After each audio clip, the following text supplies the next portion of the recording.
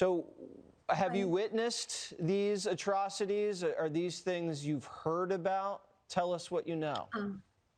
I heard about these things. I didn't witness any of them.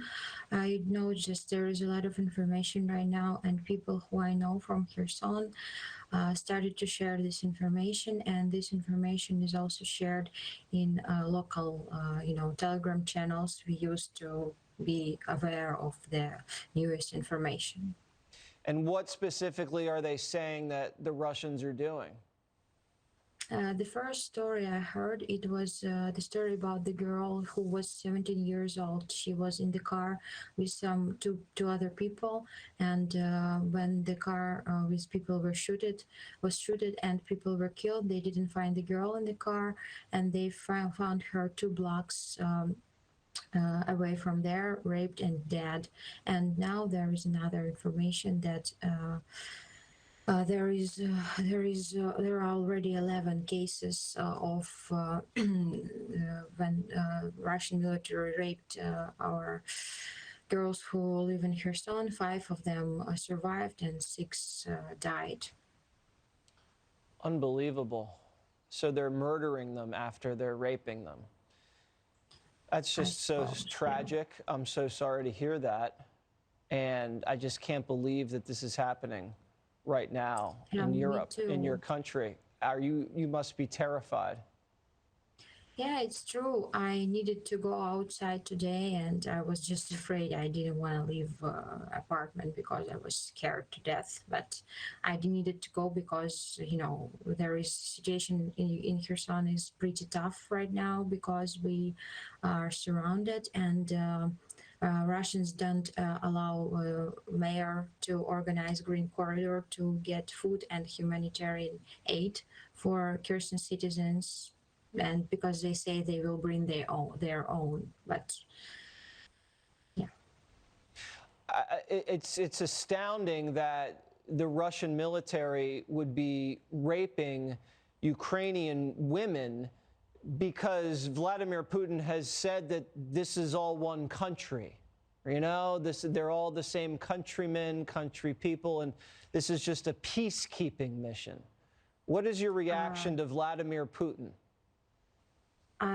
It's hard to say about my reaction. I just don't want to say I hate him or other stuff because it's he's like an evil thing only becomes stronger after these words. But I think I want to be clear. It's not the same country. We are different, independent country, Ukraine.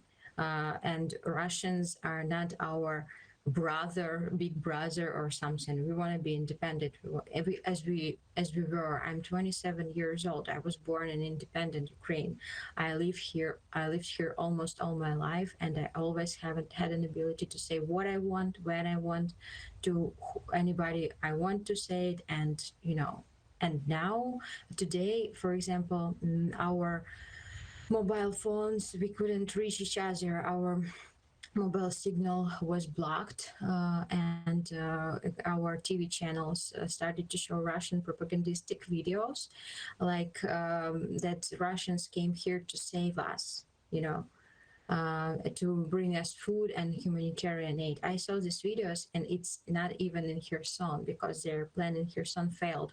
Nobody came to their meeting, and with 3 trucks of food for 300,000 people of population in Kherson. And our people, Kherson citizens, gathered on the next side of the road where this meeting was, and they just were screaming that, we are Ukrainians, we want to live in Ukraine and go home, Russians. Yeah. Well, do whatever you can. And our hearts are going out to you, and just please try to remain safe. Svetlana, thank you so much for being brave and sharing those heart-wrenching stories with us this evening. Thank you. Bye. Meanwhile, Ukrainian President Zelensky is begging NATO for help, telling them, we won't forget this. Watch. All the people who die from this day forward will also die because of you. because of your weakness, because of your lack of unity. The alliance has given the green light to the bombing of Ukrainian cities and villages by refusing to create a no-fly zone. General Blaine Holt, former U.S. Deputy Military Representative to NATO, joins me now. All right, so this is going to be a lot of pressure now. He's begging for a no-fly zone. He's meeting with the Senate tomorrow via Zoom, and the pressure's on. Do you think that we're headed towards a no-fly zone? Well, good evening, Jesse. It's good to be with you. I will tell you, I certainly hope that we are. And no-fly zones, just so everybody understands, they don't come in one shape and size, and one size fits all. There's many ways to engineer something. Now, to General Breedlove, who's been making the point, yes, it's an act of war, but we are at that point where we have to consider this.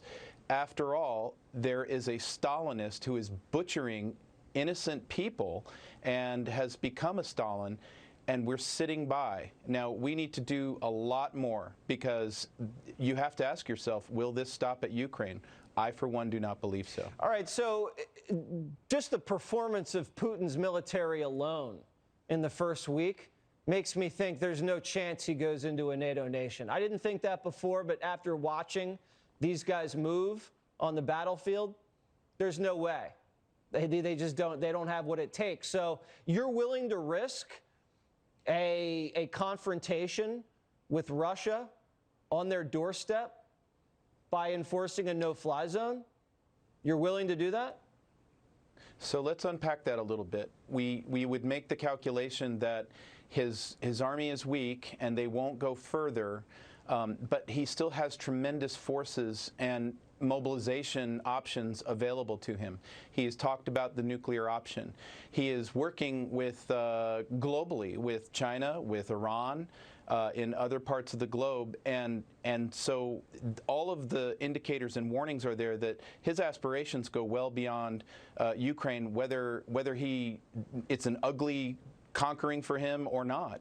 And I don't believe that he would initially start on a NATO country. I think Moldova is probably in grave danger, maybe Georgia, NATO partners. I agree. But Moldova is not a NATO nation, is it? No, it's not a NATO nation. They're partners. Oh, they're partners, but they're not a NATO nation. Certainly, there's a delineation between the two. But if he's willing to talk about nuclear weapons being on the table, and he's got a mobilization option, or could consider TAC nukes, well, then I would think that NATO would be in play, because I'm not convinced now that Vladimir Putin is trying to avoid a global conflict or a World War III. What I do know is that I think militarily it's wise to consider stopping this here in the Ukraine and not allowing for it to grow, and I do believe it will grow. It's okay. You believe it will grow, but we don't have any evidence that it will grow beyond Ukraine's borders yet. And once we see that evidence, once they start moving on a NATO nation, then I think that's something that we can reconsider. But until then, to start that kind of aggressive action in Europe, in Eastern Europe, in a country that used to be Russia, seems like a massive escalation for a country, the United States, that's an Atlantic Ocean all away. You don't think that's a major escalation? And I'm not saying I'm never against a no-fly zone. I might get there, but not now. Okay. I think, Jesse, what you're describing are the reasons that the heads of state and the leaders of these nations grapple with the hardest decisions that they'll ever make. But what I would say is that to do a no-fly zone or not a no-fly zone is by no means a clear-cut no-brainer. It is absolutely, not doing one can also not work out for you, is what I would say. Okay. Well, if we do a NATO no-fly zone, don't all the NATO nations have to agree to it? I mean, how many are those? There's like 30 nations, NATO, right? And that's why I don't think there will be a no-fly zone. Right. Because in NATO, you have to have a consensus of 30. Right. But there are many other ways to show support and solidarity with the Ukrainians and to protect the civilians, and that's going to be with logistics, whether it's a coalition of the willing or NATO. That's going to be with the ability to free flow stocks and support from here, and declaring aircraft that we don't need anymore excess and giving them to them. NATO turned off I am too. I am too. I'm simply saying we should stop this here in Ukraine to the best of our ability, because it doesn't stop here. All right. Well, I'd like to stop it in Ukraine without a no-fly zone, and hopefully that works. And we're gonna pace this out properly. All right. Thank you very much, Blaine Holt. Thank you. When Putin wants someone dead, he calls the chef. Why that's bad news for President Zelensky.